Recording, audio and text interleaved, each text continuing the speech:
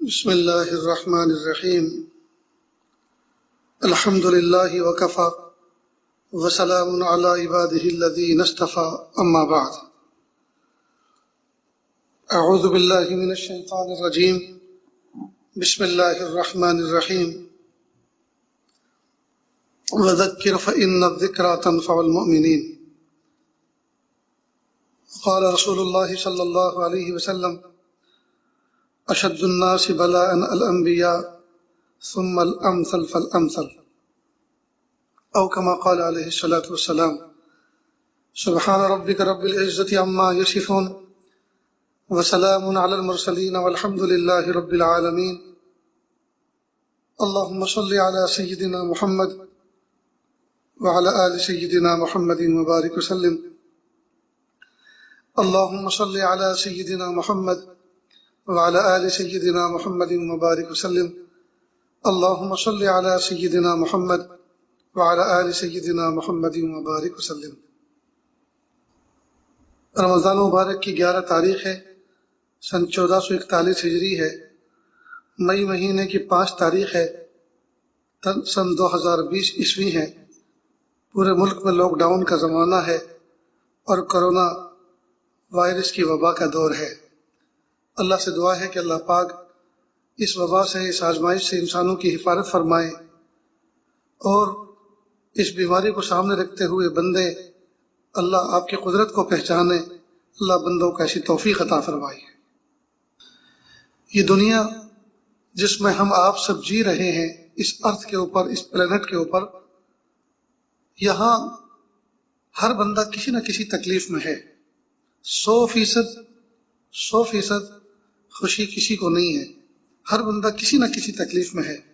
یوں وقتی طور پر اگر کوئی بندہ مسکرا بھی رہا ہے، ہنس بھی رہا ہے، اس سے آپ پوچھیں اور سنائیں کیا حال ہے، کوئی تکلیف تو نہیں، تو وہ ہنسی سے تھوڑا سا پیچھے ہٹ کر پھر اپنے ذہن پر زور دے کر سوچ کر بتائے گا کہ ویسے تو سب کچھ ٹھیک ہے، ایوری تھنگ از اوکے، لیکن بس بچہ ایک بیمار ہے، اس کے لیے دعا کرنا۔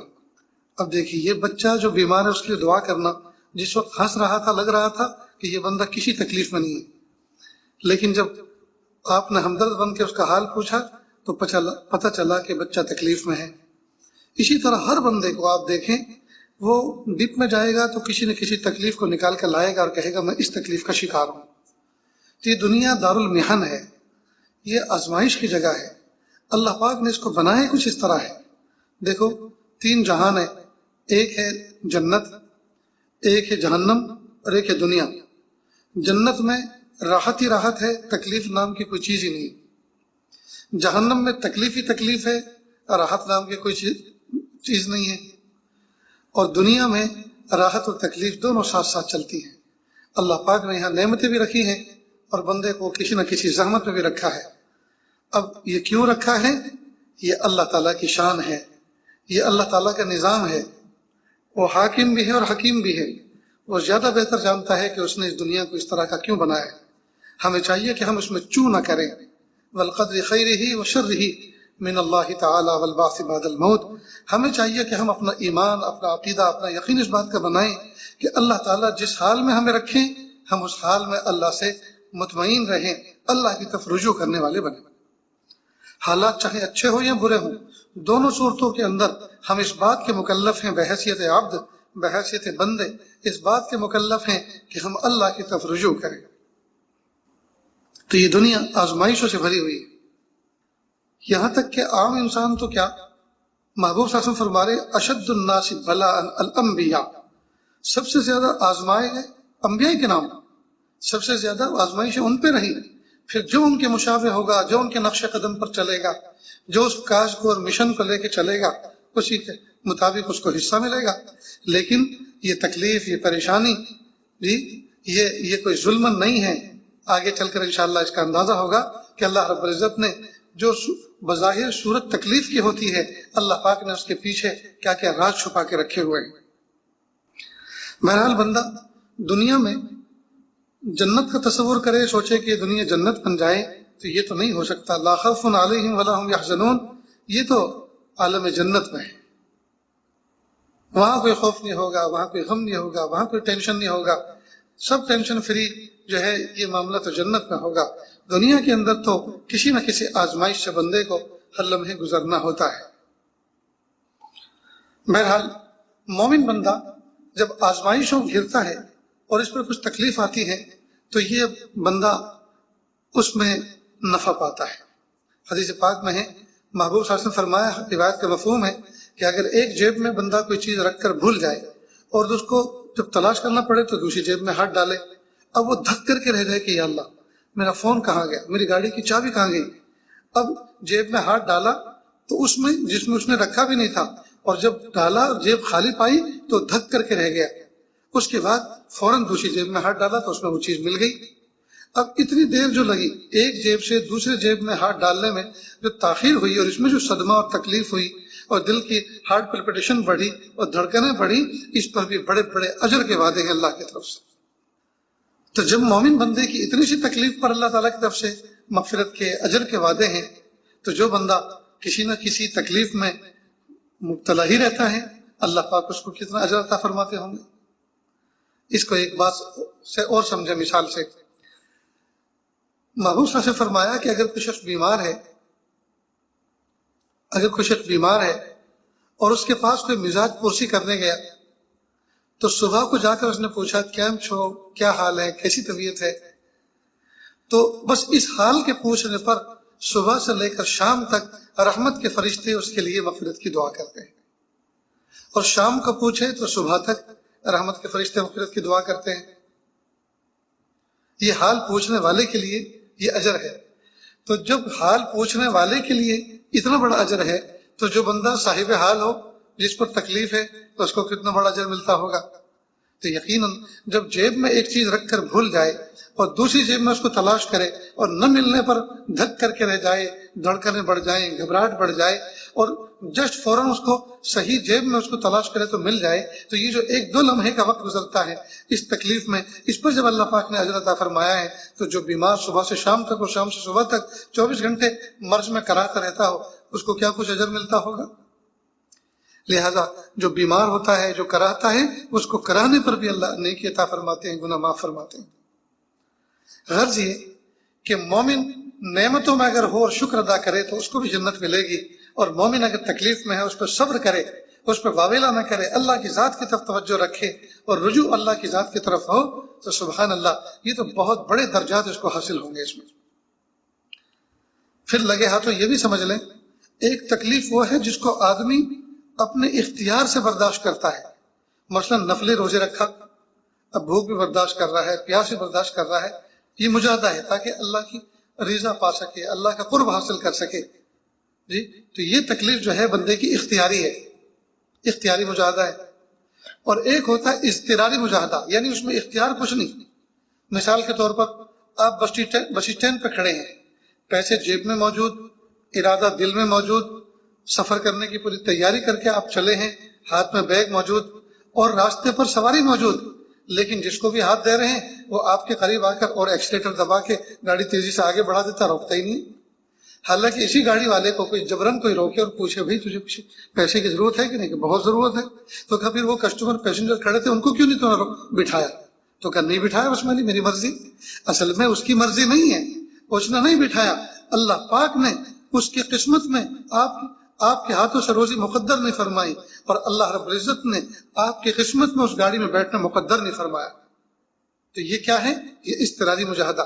اب پیسے جیب میں موجود، ارادہ سفر کا دل میں موجود، فل تیاری کے ساتھ روڈ پہ کھڑے ہوئے ہیں، روڈ پہ سواری موجود ہے، اور پھر بھی کوئی سواری والا آپ کو نہیں بٹھا رہا. اب جو آپ پر تکلیف گزر رہی ہے، یہ جو پریشانی گزر رہی ہے، یہ جو آپ بے چین ہیں اس وقت، یہ اضطراری مجاہدہ ہے، اس میں آپ کا اختیار نہیں ہے، اضطراری مجاہدہ ہے.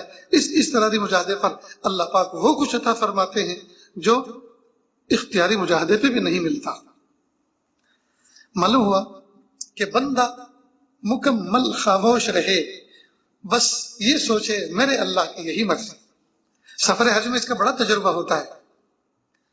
سفر تو بہترین، سفر تو ہے ہی تربیت کی جگہ، لیکن سفر حج میں تو بندہ اور پختہ کار بن جاتا ہے. قدم قدم پر طبیعت کے خلاف باتیں پیش آتی ہیں، اس لیے سفر حج کی جو دعائیں محبوب صلی اللہ علیہ وسلم سے منقول ہیں وہ دعا کا مضمون بتا رہا ہے کہ محبوب دعا کا مضمون بتا رہا ہے کہ سفر حج میں مشقت ہے. ٹور آپریٹر چاہے جتنے وعدے وعید کریں، چاہے جتنی بشارتیں سنائیں، چاہے جتنی خوشخبریاں بتائیں، چاہے جتنی فیسلٹیز آپ کو فراہم کرنے کا وعدہ کریں، دونوں مل کر حکومتیں یہاں کی اور وہاں کی چاہے جتنے حاجیوں کے اعزاز میں استقبالیے پیش کریں اور قصیدے پڑھیں، لیکن ہر دور کے اندر، ہر زمانے کے اندر، صبح قیامت تک حج کے اندر کچھ نہ کچھ تکلیف ضرور رہے گی. محبوب صلی اللہ علیہ وسلم کی دعاؤں کا مضمون بتا رہا ہے. پیارے اللہ، مثال کے طور پر کہ اللہ میں نے عمرے کا احرام باندھا ہے، قبول فرمائیے، آسان فرمائے. آسانی مانگی جاتی ہے تکلیف کے مقابلے میں. معلوم ہو تکلیف ان بیلٹ اس کے اندر موجود ہے. محبوب صلی اللہ علیہ وسلم نے عائشہ صدیقہ رضی اللہ عنہا کو فرمایا، اے عائشہ، تمہارے عمرے کا ثواب تمہارے تکلیف کے بقدر ہے. تو جب محبوب صلی اللہ علیہ وسلم اس کی ڈیفینیشن یہ بتا رہے ہیں کہ حج میں، عمرے میں تکلیف ہیں اور تکلیفوں پر اللہ نے اجر رکھا ہے، تو ظاہری بات ہے کہ تکلیف تو ان بیلٹ حج اور عمرے کے اندر موجود ہے. کئی مرتبہ 2-3 آدمی کمرے سے نکلے حرم کے لیے اور رہائش دور تھی، گاڑی مشکل سے ملی، خیر جیسے تیسے کر کے حرم کے دروازے پہ پہنچے. اب ایک ساتھی کہتے ذرا میں پیشاب کر کے آتا ہوں. اب 2 آدمی اس کی وجہ سے کھڑے ہوئے. اب وہ بہت دیر کے بعد آیا، بھئی کیسے تاخیر ہوئی؟ کہ لائن لگی تھی. اب دوسرا کہتا چلو میں بھی فارغ ہو کے آتا ہوں. تو آدھا گھنٹہ اس نے لیا، اب آدھا گھنٹے کے لیے اور صبر کریں آپ. اس لیے سفر حج میں بڑا صبر آزما مرحلہ ہوتا ہے، لیکن جو بندہ خندہ پیش آنے کے اس کو سہ جائے، برداشت کر جائے، اس کو پی جائے، سبحان اللہ، اس کا تو مرتبہ ہی کچھ اور ہوتا ہے. اس لیے میرے بھائی اور بہنوں، جو بھی بندہ مومن ہوگا، اس کو اگر کوئی تکلیف ہوگی تو تکلیفوں پر شور شرابہ نہ کرے، ہائے ہائے نہ کرے، پریشان نہ ہو. آئی کدھر سے ہیں؟ اللہ کی طرف سے. جائیں کی کیسے؟ وہ بھی اللہ ہی دفع فرمائیں گے، اللہ ہی دور فرمائیں گے، اللہ ہی ختم فرمائیں گے. تو جب آتی بھی اس طرف سے ہیں اور جاتی بھی اسی کی طرف سے ہیں تو پھر اسی طرف رجوع کریں نا، اسی کو منا کے رکھیں، اسی کو راضی کر کے رکھیں. ایک کاش کہ ہمارا یہ مزاج بن جائے تو ہمارے گھر جنت کا نمونہ پیش کریں. ایک کاش کہ ہمارا یہ مزاج بن جائے تو سفر کا لطف حاصل ہونے لگے. ایک کاش کہ ہمارا یہ مزاج بن جائے تو زندگی کا مزہ جو آ جائے. آج ہر بندہ پریشان اس لیے کہ اس تھیوری کو سمجھانی ہے کہ اللہ پاک نے اس دنیا کو دارالمحن بنایا، یہ آزمائش کی جگہ ہے. یہاں 100% اپنی مرضی کے مطابق کوئی کام نہیں ہوا کرتا.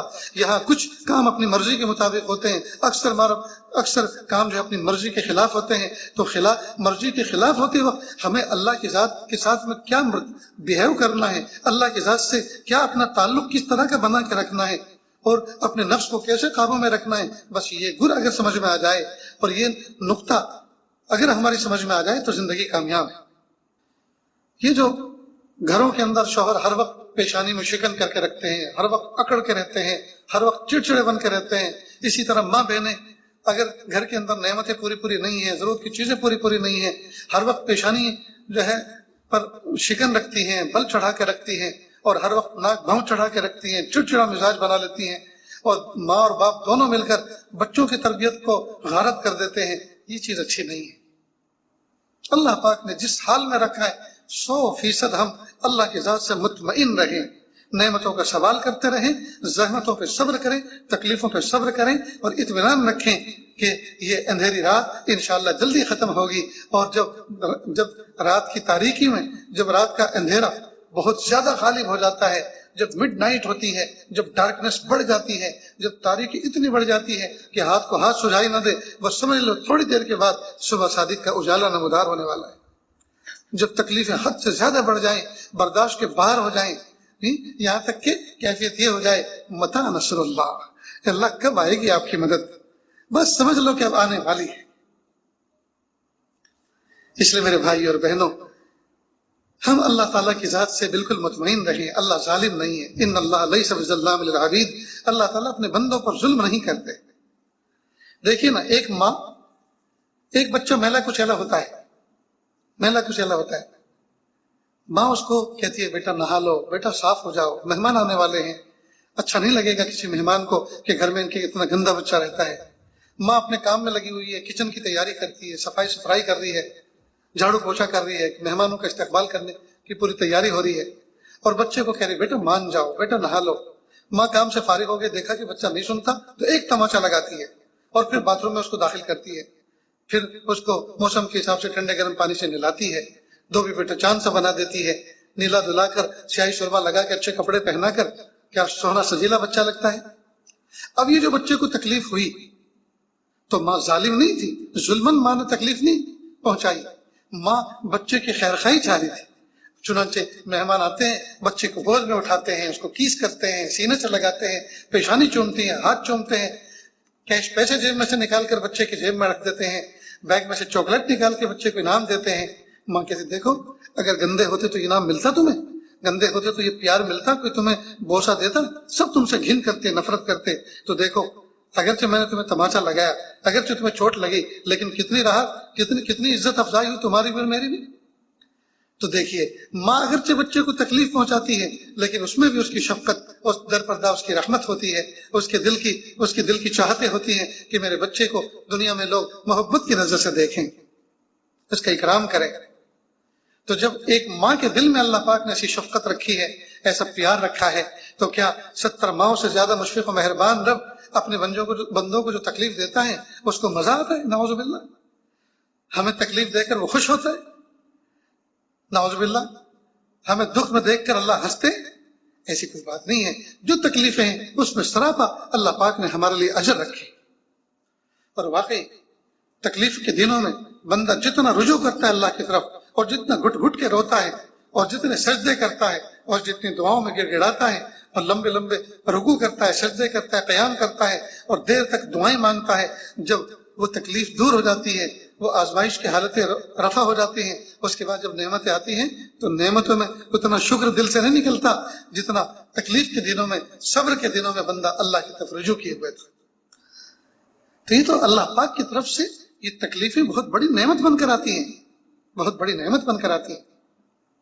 لیکن تکلیف کو مانگنا نہیں ہے، لیکن اگر آ جائے تو اس موقع پر ہمیں کس طرح کا بیہیو کرنا ہے، کس طرح سے ان دنوں کو کاٹنا ہے، کس طرح سے گزارنا ہے، یہ اللہ کے محبوب صلی اللہ علیہ وسلم کی احادیث مبارکہ سے، بزرگان دین کی تعلیمات سے ہمیں بہت اچھی طرح سے اس کا ہمیں شیڈول ملتا ہے، اس کی رہبری ملتی ہے۔ لہذا ہم کسی بندے کو خوشحال دیکھ کر اپنے تکلیف پر اور زیادہ کوڑنے لگیں کہ دیکھو وہ لوگ کتنے خوشحال ہیں۔ دیکھو ایک بات یاد رکھیں، اس آسمان کے چھت کے نیچے کوئی بندہ خوشحال نہیں ہے۔ اور یہ جو لاک ڈاؤن کا زمانہ ہے، کرونا وائرس کی وبا ہے، اس میں تو اچھوں کی ہوا نکل گئی ہے، اور سارے جتنے بھی خوشحالی کا دعویٰ کرنے والے تھے سب دھڑام سے نیچے گر گئے ہیں، چاہے وہ امریکہ کا ٹرمپ ہو یا کسی اور دنیا کا ٹرک ہو، وہ سارے کے سارے گھٹنوں میں گر گئے، سب کے خزانے خالی ہو گئے، سب کے خزانے خالی ہو گئے۔ ہائے ہائے، میرے پیارے رب ہمیں اپنی معرفت کاملہ نصیب فرما۔ تو کوئی تکلیف والا بندہ کسی ہنستے ہوئے بندے کو دیکھ کر یہ نہ سوچے کہ یہ کتنا اچھا ہے، میں کتنی تکلیف میں ہوں۔ ارے یہ تو موقع کی بات ہے کہ اس وقت وہ ہنس رہا ہے، ورنہ حقیقت یہ ہے کہ اگر اس میں دل میں جھانک کے دیکھو گے تو اندھیرا اندھیرا ملے گا۔ کسی کا کار اور بنگلے کو دیکھ کر رال مت ٹپکاؤ، کار اور بنگلوں کے اندر وہ بندہ بے چین ہے، وہ کرا رہا ہے، تکلیف میں ہے، اور تم اپنے جھوپڑے کو دیکھ کر ناشکر مت بنو۔ اللہ پاک نے تمہیں جھوپڑے میں جو ہے جنت کے مزے عطا فرمائے۔ غرض یہ کہ بندہ دوسرے کی نعمتوں کو دیکھ کر پریشان نہ ہو، یہ نہ سوچے کہ اللہ پاک نے اس کو تو اتنا کچھ نعمتوں میں رکھا ہوا ہے، مجھے تکلیف میں رکھا ہے۔ نہیں، تکلیف ہر بندہ ہے، کسی نہ کسی شکل میں اس دنیا کے اندر، یہ دنیا دارالمحن آزمائش ہے، یہاں کوئی نہ کوئی تکلیف ہوتی۔ حضرت تھانوی رحمۃ اللہ علیہ نے اپنے خطبات میں، کتابوں میں ایک واقعہ لکھا ہے، فرماتے ہیں کہ ایک شخص کی ملاقات حضرت خضر علیہ السلام سے ہوئی، تو اس نے کہا کہ حضرت آپ دعا فرما دیجئے کہ اللہ تعالیٰ میری غموں اور تکلیفوں کو دور کر دے اور مجھے خوشحال بندہ بنا دے، اور ایسا بنا دے کہ میرے پاس کوئی تکلیف ہی نہ آئے۔ حضرت نے فرمایا کہ دیکھو بھئی، یہ ایسی دعا تو میں آپ کے لیے نہیں کر سکتا، ایسی دعا تو نہیں کر سکتا۔ دنیا میں تکلیفیں تو ہر بندے کے ساتھ کسی نہ کسی درجے میں آزمائش تو لگی ہوئی ہے، یہ دنیا ہی آزمائش کا ہے۔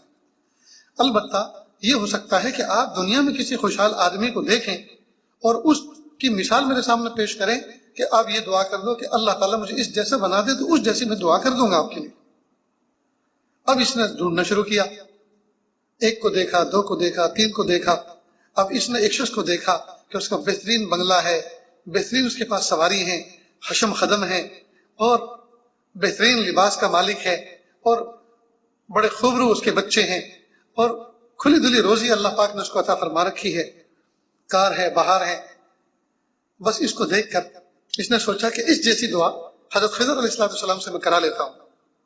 اللہ کی شان، اس نے سوچا کہ ذرا ایک مرتبہ اس سے میں دو بدو مل کر فیس ٹو فیس بات تو کر کے دیکھوں کہ کوئی تکلیف تو نہیں. ایسا نہ ہو کہ میں ظاہر میں تو اس کو اچھا سمجھوں اور یہ کوئی تکلیف ہے اور میں اس جیسی دعا کرا لوں کہ میں بھی اس جیسی تکلیف کا شکار بن جاؤں. تو اس نے کہا کہ سیٹھ جی مجھے آپ سے ذرا ایک بہت اہم بات کرنی ہے. عجیب کیجیے.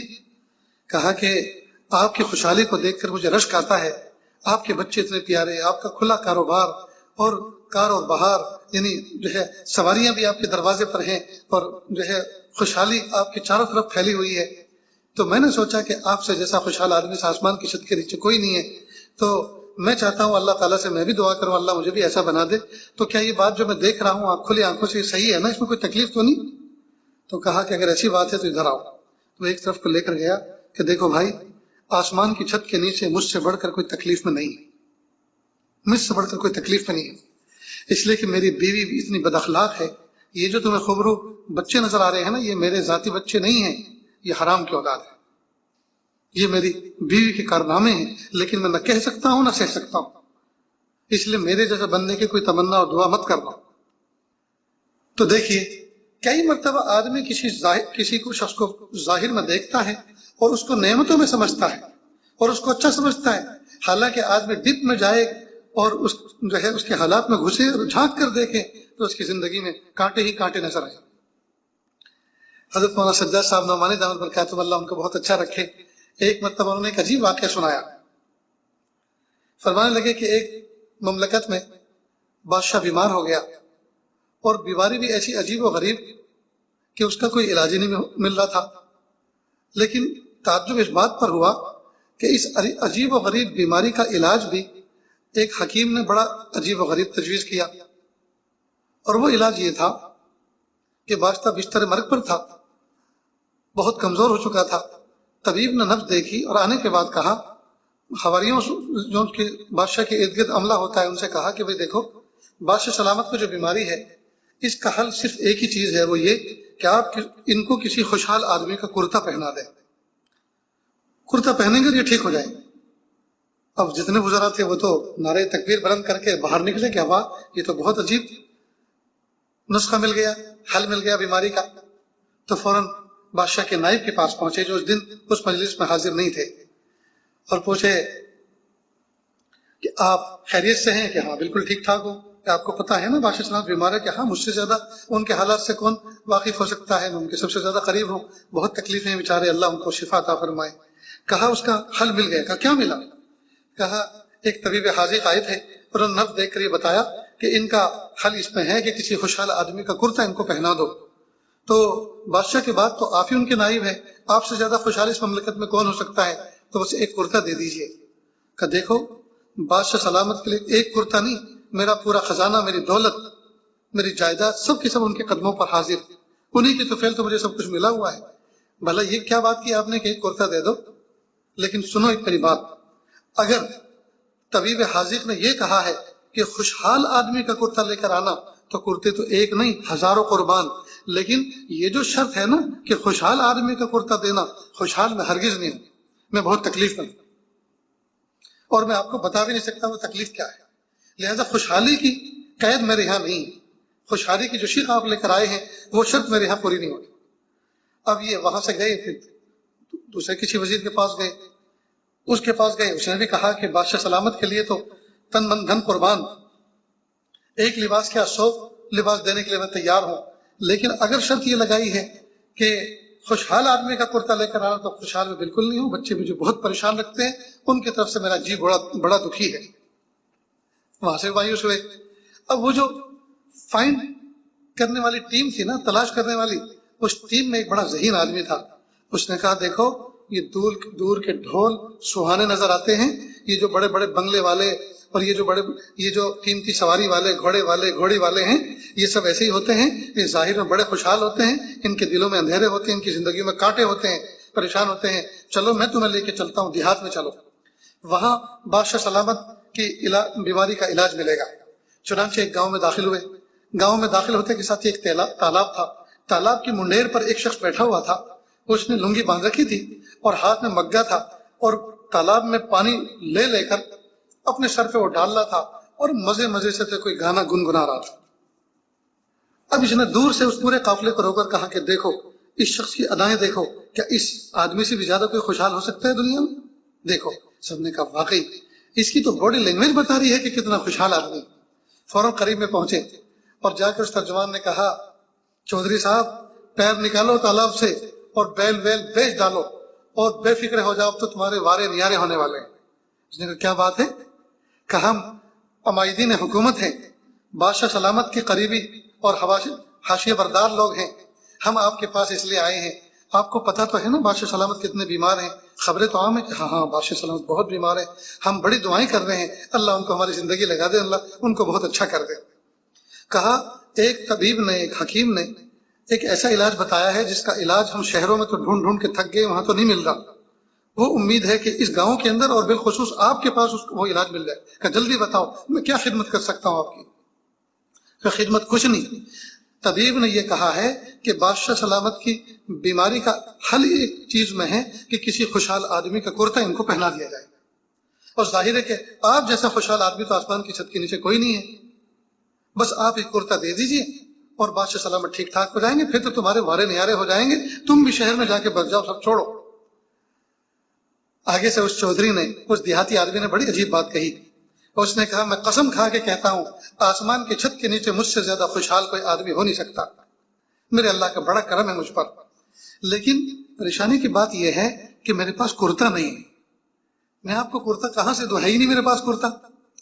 तो देखिए ये बज़ाहिर है तो लतीफा, लेकिन एक अजीब बात खुल के सामने आ रही है कि हर आदमी इस दुनिया के अंदर किसी न किसी आजमाइश में है, किसी न किसी तकलीफ में है। चाहे जाहिर में उसने राहत के आराम के नक्शे सजा रखे हो, कारों और बहारों में हो और चेहरे पर उसकी मुस्कुराहट हो, बॉडी लैंग्वेज से कहीं पता ना चलता हो कि इसकी जिंदगी में कोई दुख तकलीफ है, लेकिन झांक के देखो, बात करके देखो, पूछ के देखो, कोई ना कोई तकलीफ उसको होगी, या तो हाल में होगी या मुस्तकबिल में नजर आ रही होगी। मसलन बच्चे हैं, बड़े होंगे तो ये कैसे निकलेंगे, ये इनके रिश्ते किस तरह के होंगे, ये आगे क्या करेंगे, ये अभी से जो है खेल में मस्त रहते हैं, कुछ पढ़ेंगे भी कि नहीं। यानी कोई ना कोई हाल में या माल में कोई ना कोई तकलीफ हर बंदे के साथ लगी होती है। बहरहाल अल्लाह ताला ने इस दुनिया के अंदर आजमाइशें रखी हैं, लेकिन इन आजमाइशों के अंदर अल्लाह रब्बुल इज्जत ने बड़ी मोमिन की तरक्कियां रखी हुई है। लिहाजा मोमिन को चाहिए कि आजमाइशों को अल्लाह ताला की तरफ से अता समझ कर और उस आजमाइश में अल्लाह ताला ने जो आजमाइश भेजी है उस आजमाइश में किस तरह का बिहेव करना है, किस तरह अल्लाह के साथ में बंदे को अपनी सोच को फिट करना है और तसव्वुर किस तरह का रखना है, यकीन किस तरह का रखना है, आमाल कैसे करने, जजा फजा नहीं करनी, शिकवा शिकायत नहीं करनी, सब्र जब्त के साथ उस पर किस तरह से इस्तिकामत के साथ दिन बिताने हैं, ये अल्लाह वालों की सोहबत में रहकर मालूम होगा। लिहाजा तकलीफ में कभी भी बंदा परेशान ना हो, बस अल्लाह की तरफ तवज्जो रखे। अब यहाँ एक बात और रह जाती है, कई मतलब जो अल्लाह ताला की तरफ से तकलीफ आती है तो अल्लाह अपने बंदों पर जालिम नहीं है, लेकिन अल्लाह ताला अपने बंदों की मुरब्बी हैं, अल्लाह हमारे रब हैं, सबसे बड़े रब तो हमारे अल्लाह ही हैं। तो कई मतलब जो तकलीफ आती है वो अजाब बनकर आती है और कई मतलब सवाब बनकर आती है। दोनों की पहचान ये है, तकलीफें तो शक्ल में एक जैसी होती हैं, लेकिन एक तकलीफ में अल्लाह की नाराजगी झलकती है और एक तकलीफ में बंदा वो जो है उस तकलीफ में अल्लाह ताला की तरफ से इनाम पाता है। तो पता कैसे चले कि कौन सी तकलीफ अजाब बनकर आई है, कौन सी सवाब बनकर आई है? तो दोनों की पहचान बुजुर्गों ने बतलाई। जिस तकलीफ में तवज्जो अल्लाह से हट जाए, अल्लाह से गाफिल हो जाए, अमाल छूट जाए, शिकवा शिकायत जुबान पर हो कि अल्लाह हमारे पीछे हाथ धो के पड़े हैं, हम ही अल्लाह को मिले हैं, हम ही थे ये हम बर्दाश्त करने के लिए। तो अगर ये कैफियत है तो इसका मतलब ये है कि ये तकलीफ अजाब है, अल्लाह की तरफ से पकड़ है। और अगर तकलीफ में बंदा अल्लाह की तरफ रुजू कर रहा है, उससे कोई हाल पूछे तो कहे मेरे अल्लाह का बड़ा करम और एहसान है, अल्लाह पाक ने नेमतों में रखा है, बस ये थोड़ी सी तकलीफ है, थोड़ा सा बुखार है, इंशाअल्लाह ये भी ठीक हो जाएगा, अल्लाह बड़े करीम है, अल्लाह शिफा देने वाले हैं, आप भी दुआ फरमाइए। अगर इस तरह की कैफियत है, बंदा रुजू किए हुए अल्लाह की जात के साथ, अल्लाह की जात के साथ नत्थी हुए, तो अगर कैफियत इस तरह की है तो ये बीमारी बंदे के लिए सवाब बनकर आती है। अलबत्ता एक बात अजीब है, بزرگوں نے فرمایا کہ تکلیف چاہے عذاب بن کر آئے چاہے سبب ثواب بن کر آئے، دونوں صورتوں میں بہرحال ہے تو تکلیف نا۔ کون مائی کا لال ہے جو تکلیفوں کو بندہ پیشانی سے برداشت کرے؟ تکلیف تو محسوس ہوتی ہے، درد تو کہتے ہی اس کو ہے جو محسوس ہو۔ اب جب بندہ درد میں ہوتا ہے، تکلیف میں ہوتا ہے، اب وہ چاہے عذاب ہو یہ سبب ثواب ہو، دونوں صورتوں میں استغفار کی کثرت، دل و جان کے ساتھ اللہ کی طرف متوجہ ہو کر استغفار کی کثرت، یہ بندے کے لیے بہت نافع ہے، بہت نافع۔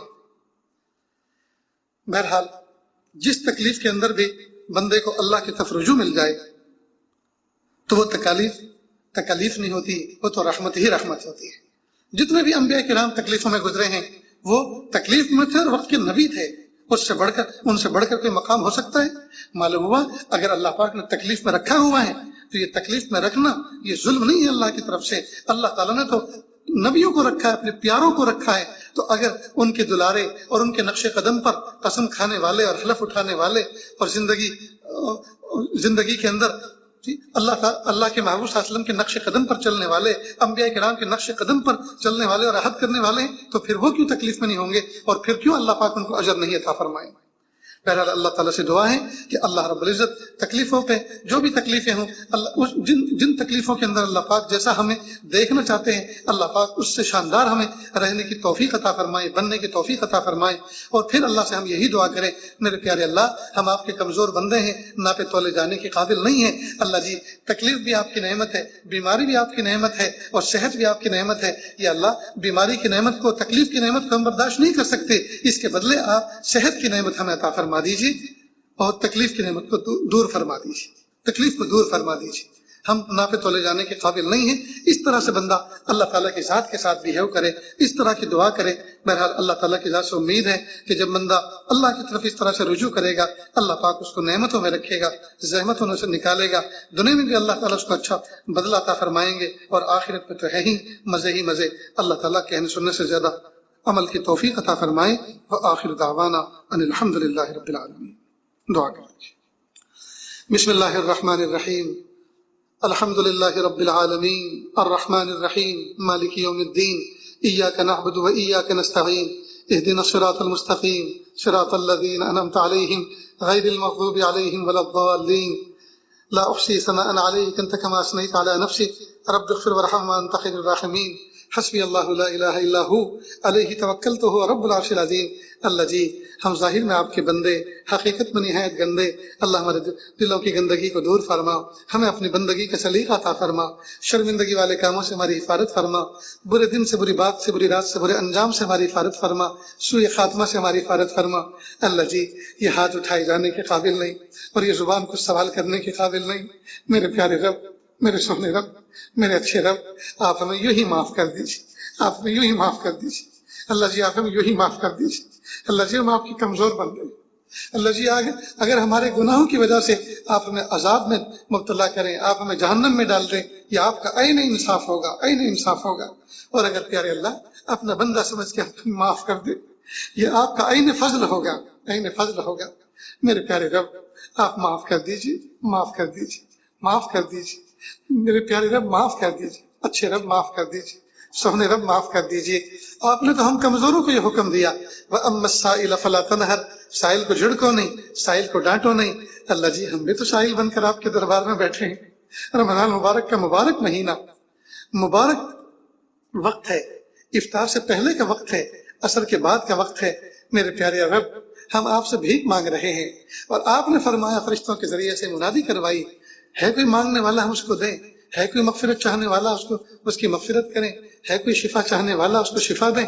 میرے پیارے رب گناہوں سے شفا دے دیجیے، ظاہری باطنی بیماریوں سے شفا دے دیجیے۔ میرے پیارے اللہ معاف کر دیجیے، معاف کر دیجیے، گناہوں کو معاف کر دیجیے، ہمارے گناہوں کو یا ہمارے سیئات کو حسنات سے بدل فرما دیجیے، گناہوں کو نیکیوں سے بدل دیجیے، کنورٹ کر دیجیے۔ میرے پیارے اللہ ہمیں ایسا بنا دیجیے ہم آپ کو پسند آ جائیں۔ اے میرے پیارے رب زندگی کا قیمتی حصہ غفلتوں میں گزر گیا، نعمتیں کھاتے کھاتے دانت گھس گئے، لیکن شکر ادا کرتے کرتے زبان کبھی خشک نہ ہوئی۔ اے میرے پیارے رب ہم غفلتوں میں زندگی گزار رہے ہیں. کیا پتا وہ کپڑا بازار میں بکنے آ چکا ہو جس کو ہمارا کفن بننا منظور ہے. کیا پتا وہ تختے چیرے جا چکے ہوں, وہ درخت کٹ کے سوکھ چکا ہو, اور وہ آرا مشین کے اوپر پہنچ چکا ہو جس کے تختے بننے منظور ہیں, اور وہ تختے ہماری قبر میں پٹاؤ کے طور پر استعمال ہونے والے ہیں. کیا پتا وہ چٹائی بنی جا چکی ہو جو تختوں سے پہلے لگائی جاتی ہے. اے میرے پیارے رب, ہم غفلتوں میں زندگی گزار رہے ہیں, ہمیں نہیں پتا اگلے لمحے آپ کی طرف سے کیا شان ہم پر ظاہر ہونے والی ہے, کیا کیفیت ہم پہ طائر ہونے والی ہے. میرے پیارے رب, ہمیں ہر وقت ہر لمحے 24 گھنٹے یا اللہ معاملات صاف رکھ کر زندگی گزارنے کی توفیق عطا فرما. ان صلاتی و نسکی و محیای و مماتی للہ رب العالمین. اللہ جی اس آیت کا مصداق ہماری زندگی کو بنا دیجیے. اللہ جی بنا دیجیے اس آیت کا مصداق ہماری زندگی کو بنا دیجیے. اللہ جی بنا دیجیے. میرے پیارے رب بنا دیجیے, میرے پیارے رب بنا دیجیے. ان صلاتی و نسکی و محیای و مماتی للہ رب العالمین. ہم تو جیتے ہیں دنیا میں تیرا نام رہے. میرے پیارے اللہ, آپ کے پیارے نیک بندے شاعر مشرق علامہ اقبال کے شعر کا مصداق ہماری زندگی کو بنا دیجیے. اے میرے پیارے رب, پیر کے ناخن سے لے کے سر کے بال تک یا اللہ اپنا مطیع و فرما بردار بنا دیجیے. ایک ایک لمحے کو قیمتی بنا دیجیے. میرے پیارے اللہ, فون نے ہمارا وقت کھا لیا, انٹرنیٹ نے ہمارا وقت کھا لیا, یا اللہ لایانی نے ہمارا وقت کھا لیا, یا اللہ ہم کسی کام کے نہ رہے. ہائے ہائے یا اللہ, ہماری زندگی کے قیمتی لمحات, سونے چاندی ہیرے جواہرات سے زیادہ قیمتی لمحات یا اللہ پگھل گئے, ڈیزول ہو گئے, ضائع ہو گئے, لٹ گئے. ہائے ہائے میرے پیارے اللہ, لٹ گئے. ہائے ہائے میرے پیارے رب, ہم تو لٹ گئے. ہائے اللہ لٹ گئے, ہائے رب لٹ گئے, ہائے رب لٹ گئے, ہائے اللہ لٹ گئے. اے میرے پیارے رب, ہمارے لمحات زندگی جو بچے ہیں ان کو قیمتی بنا دیجیے, ان کو قیمتی بنا دیجیے, ان کو قیمتی بنا دیجیے. اللہ ہمیں ایسا بنا دیجیے ہم آپ کو پسند آ جائیں. اللہ ہمیں ایسا بنا دیجیے ہم آپ کو پسند آ جائیں. اللہ جی اپنی محبت دے دیجیے, اپنی معرفت دے دیجیے, اپنا قرب دے دیجیے, اپنی ولایت دے دیجیے, مقام احسان دے دیجیے, مقام احسان کا کامل احساس دے دیجیے. کہ اللہ حقوق اللہ اور حقوق العباد کی کامل رعایت کے ساتھ استغراق کی کیفیت عطا فرما دیجیے. میرے پیارے اللہ, ان دعاؤں پر جو آمین کہنے والے ہیں نہ جانے کتنے بے گھر بے در بے سہارا ہیں. اللہ سب کو سکون و سہارا عطا فرما, سب کو اپنا ذاتی کشادہ گھر عطا فرما. اللہ پرندے بھی چڑیے بھی اپنا ذاتی آشیانہ بناتی ہیں. آج تک وہ کرائے کے آشیانوں پر نہیں رہی, اپنے ذاتی آشیانوں میں رہتی ہیں. اللہ جی انسان حضور پاک کی امتی اشرف المخلوق یہ کیوں بھلا اللہ یہ تکلیف میں رہے. اللہ جی سب کو اپنا ذاتی آشیانہ, ذاتی اپنا گھر عطا فرما دیجیے. رحمت والا, برکت والا یا اللہ عافیت والی سواری عطا فرما دیجیے. اور یا اللہ لمحات زندگی کو قیمتی بنا دیجیے اور اپنی طرف متوجہ فرما لیجیے. یا اللہ ان دعاؤں پر نہ جانے کتنی ماں بہنیں, کتنی بیٹیاں آمین کہہ رہی ہیں. یا اللہ جو بیٹیاں جو بچیاں جوان ہو چکی عمر کو پہنچ چکے, ان کے ماں باپ کے کندھوں سے ان کے فریضہ ادا کرنا آسان فرما. نیک سارے رشتے عطا فرما. جن کے رشتے ہو چکے, نکاح ہو چکے, زمانہ گزر چکا, لیکن میاں بیوی میں آج تک رشتے ازدواج کی جو سچی محبت ہے وہ پیدا نہ ہو سکی. میرے پیارے اللہ روکھی روکھی سوکھی سوکھی زندگی گزار رہے ہیں. یا اللہ سچی محبت پیدا فرما دیجیے. یا اللہ جن کی گود اولاد سے خالی ہیں ان کو نیک سال اولاد عطا فرما, نرینہ اولاد عطا فرما, بیٹیاں بھی عطا فرما, بیٹے بھی عطا فرما. آنکھوں کی ٹھنڈک بنا دیجیے, بچوں کو فرمانبردار بنا دیجیے, نیکوکار بنا دیجیے. اولاد کے دکھوں سے اللہ, اولاد کے غموں سے میرے پیارے اللہ نجات عطا فرما. اولاد کے دکھوں سے حفاظت فرما, اولاد کے دکھوں سے حفاظت فرما. اولاد کو نیکوکار بنا, پرہیزگار بنا. اللہ جو مانگا عطا فرما, جو مانگنے سے وہ بھی عطا فرما. صلی اللہ تعالی علیہ خلقہ محمد و آلہ و اصحابہ اجمعین برحمتک یا ارحم الراحمین.